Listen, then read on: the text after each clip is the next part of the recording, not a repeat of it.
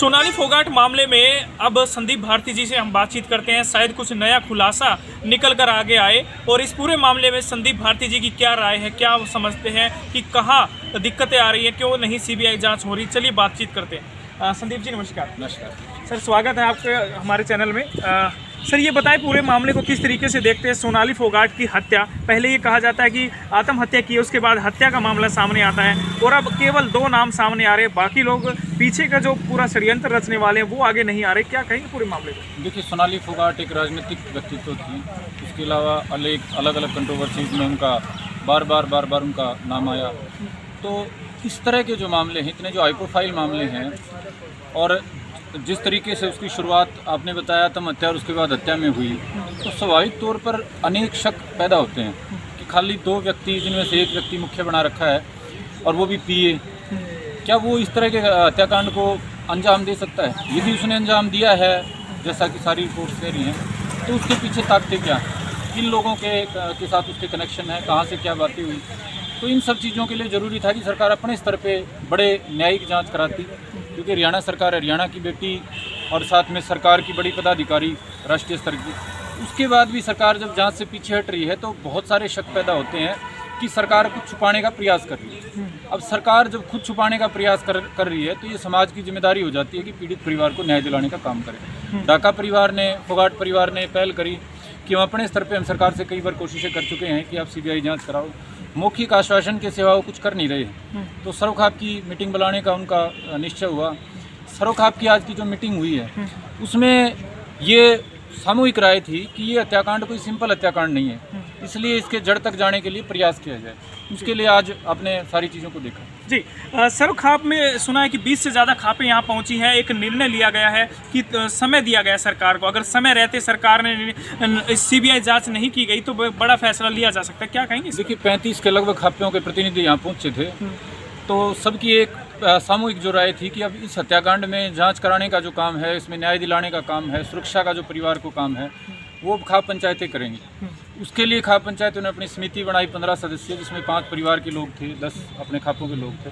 तो उसमें एक तो सरकार को सीधा साफ अल्टीमेटम दिया गया टाइम कि भाई 23 सितंबर तक या तो आप सीबीआई जांच शुरू करो, अन्यथा 24 तारीख को यहाँ हिसार की जाट धर्मशाला में दोबारा से ये खाप पंचायतें इकट्ठा होकर कड़ा फैसला सरकार के खिलाफ लेंगे, जिसमें आदमपुर चुनाव के संबंध में भी बड़ा फैसला हो सकता है और भी कोई जन आंदोलन हो सकता है।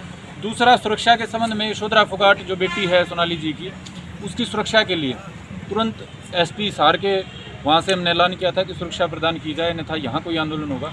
तो तुरंत प्रभाव से सुरक्षा यहाँ प्रदान कर दी गई। तो जो मुख्य मांग बची है सीबीआई जाँच की, उसके लिए खुला सरकार को अल्टीमेटम है और उसमें 170 के लगभग उत्तर भारत की खापें हैं, सभी को साथ में जोड़ के और मजबूत कोई फैसला लिया जाएगा। जी, हर बार सरकार को खापों को आगे आना पड़ता है कोई बड़ा निर्णय के लेने के लिए। जब खापें उठती है तब सरकार जागती है, तब कहीं ना कहीं मांग पूरी करती है। आज भी कहीं ना कहीं यही देखने को मिला, जब आप लोगों ने मांग की और आपने कहा कि हम बड़ा प्रदर्शन करेंगे, तो तुरंत जो है मांग मान ली गई। क्या लगता है कि अब जो समय दिया गया है तब तक सरकार की आंखें खुलेंगी? जो गहरी नींद में सरकार सोई हुई है, क्या वो जागेगी? देखिए, इस भाजपा सरकार के पास ज़मीन से जुड़ी जानकारियाँ हैं नहीं, और यदि हैं तो ये उन पर अमल नहीं करना चाहती। अब ये तो स्वाभाविक सी बात है, 15 दिन इतने बड़े हत्याकांड को हो गए, उसमें इतनी बड़ी साजिशें नज़र आ रही हैं, बड़े पॉलिटिशियंस का रोल लोग बार बार कह रहे हैं। तो यशोधरा फोगाट को तो पहले उसमें सुरक्षा देनी चाहिए थी। ये हिसार पुलिस की भी मैं इसको कमी मानता हूँ और सरकार की भी कमी मानता हूँ। तो ये खाप पंचायतों ने एसपी हिसार के संज्ञान में लाई ये बात, तुरंत प्रभाव से सुरक्षा दे दी गई। और सीबीआई जाँच के संबंध में मुझे लगता है कि देखो, सरकार तक परिवार की बात पहुंची थी, अब पूरे हरियाणा ने परिवार बन के ये जो बात उठाई है, मुझे विश्वास है कि जल्दी सरकार इस पर भी कोई ठोस फैसला लेगी। क्या लगता है सरकार पर, गोवा सरकार पर कोई दबाव है या फिर कोई बड़े नेताओं को बचाने का काम गोवा सरकार कर रही है, इसीलिए कहीं ना कहीं वो पूरे षड्यंत्र से अभी तक भी 15 दिन हो चुके लेकिन अभी तक पर्दाफाश नहीं कर पाई है? देखिए, प्रथम दृष्टया एक शब्द होता है प्राइमा फेसाई, जो कानून की भाषा, आपराधिक भाषा में करते हैं। प्राइमा फेसाई प्रथम दृष्टया दिख रहा है कि इसके पीछे बड़े राजनीतिक लोगों का कोई ना कोई कनेक्शन है इस पूरे हत्याकांड में। अन्यथा इतने ज़्यादा क्लोज होने के बाद भाजपा नेतृत्व, भाजपा सरकार की सीबीआई जांच पहले ही उसमें हो जानी चाहिए।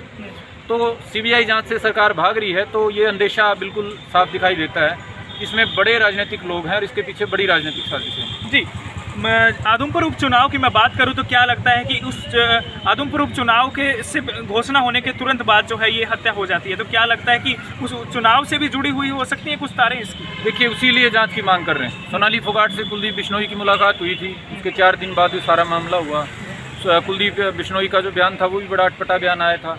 आज भी आपने, हालांकि हमने सरोखाप की तरफ से कोई ऐसा हमने किया नहीं कि कौन दोषी कौन नहीं, लेकिन आपने वक्ताओं को भी सुना, वहाँ 1-2 वक्ता तो नाम ले लेके कह रहे थे। तो हमारा देखो, सरोखाप का तो ऐसा कोई ये कोई ऐसा नहीं है कि कोई निकाल के लाए हो हम कोई साजिश, लेकिन ये अलग अलग सुर जो निकल के आ रहे हैं, इनको शांत करने के लिए ज़रूरी है कि खुद कुलदीप बिश्नोई भी सरकार से मांग करें कि सीबीआई जांच करवाई जाए। अन्यथा ये आरोप जो है ये धीरे धीरे बढ़ के बड़ा होगा और उसका जो परिणाम है वो आदमपुर चुनाव में जो है सामने आएगा। कुलदीप बिश्नोई कह रहे हैं कि शायद मांग की जाए, लेकिन मांग उन्होंने अभी तक नहीं की। मतलब इस पर भी कहीं ना कहीं सवाल उठते हैं। वो कह रहे हैं कि सीबीआई जांच होनी चाहिए, परिवार कह रहा है तो सीबीआई जांच होनी चाहिए, लेकिन उन्होंने अभी तक भी सरकार से ये बात नहीं कही। तो शक के घेरे में क्या कुलदीप बिश्नोई भी आ रहे हैं? देखिए, कुलदीप बिश्नोई पर भी कई सवाल खड़े हो रहे हैं आपके सवाल के साथ आज वहाँ बातें सुनने के बाद। अब कुलदीप बिश्नोई एक तरफ तो कह रहे थे कि मैंने उनको मना लिया, वो मेरे साथ प्रचार करेंगे, बराबर की कैंडिडेट की सारी चीज़ें। जब इतना बड़ा हादसा सोनाली फोगाट के साथ हुआ है तो कुलदीप बिश्नोई का तो सबसे पहला फर्ज बनता था खुद के परिवार से भी आगे खड़ा होकर वो कहते कि मैं लड़ाई लड़ूंगा भाई। या खाप पंचायतों की इकट्ठा होने की जरूरत थोड़ा ही, कुलदीप बिश्नोई के परिवार का हिस्सा बन चुकी थी सोनाली फोगाट। तो कुलदीप बिश्नोई का फर्ज बनता था कि सबसे पहले झंडा लेके खड़ा हो कि सीबीआई जांच कराते हैं, लेकिन वो कहीं किसी किस्म के सपोर्ट में नहीं है। तो ये उनकी राजनीतिक, मैं समझता हूँ कि एक कमजोरी है, उनको आगे आना चाहिए था इस मामले में। बिल्कुल। इस समय हमारी बात जो है संदीप भारती जी से हुई है, जो कई आंदोलनों में जुड़कर रहे हैं, किसान आंदोलन में महत्वपूर्ण भूमिका निभाई है और स्टूडेंट्स के लिए हमेशा आगे रहते हैं, किसानों की बातें हमेशा उठाते रहते हैं। उन्होंने बताया कि बहुत बड़ा षड्यंत्र इसके पीछे है और इस षड्यंत्र का पर्दाफाश होना चाहिए और इसी के लिए मांग वो लगातार करते हुए नजर आ रहे हैं और खापे भी आज इसी की मांग कर रही हैं। साफ तौर पर खापों का भी कहना है कि इस षड्यंत्र से पर्दा उठना चाहिए, बड़े राजनीतिक षड्यंत्र इसके पीछे हो सकता है। हालांकि गोवा पुलिस जो है 15 दिन से इस षड्यंत्र के पीछे के कारणों को नहीं जांच पाई, तो आखिर हो क्या रहा है, जांच कहाँ जा रही है, जांच इसका मतलब सही दिशा में नहीं चल रही। लेकिन गोवा पुलिस अपना पल्ला झाड़ रही है, केवल खाना पूर्ति करती हुई नजर आ रही है। लेकिन अभी तक भी इस मामले में षड्यंत्र किस वजह से किया और हत्या क्यों की, और जो उनका पीए है जिन पर आरोप है कि उन्होंने हत्या की है, उन्होंने कहीं ना कहीं स्वीकार भी किया कि मैंने हत्या की है, लेकिन कारण जो है वो भी अभी गोवा पुलिस उनसे नहीं निकलवा पाई कि आखिर किस कारण से उन्होंने इसकी हत्या की। जुड़े रहें महत्वपूर्ण अपडेट के साथ, देखते रहे हमारा चैनल ANH आधार न्यूज़ हरियाणा। धन्यवाद। जय हिंद, जय भारत।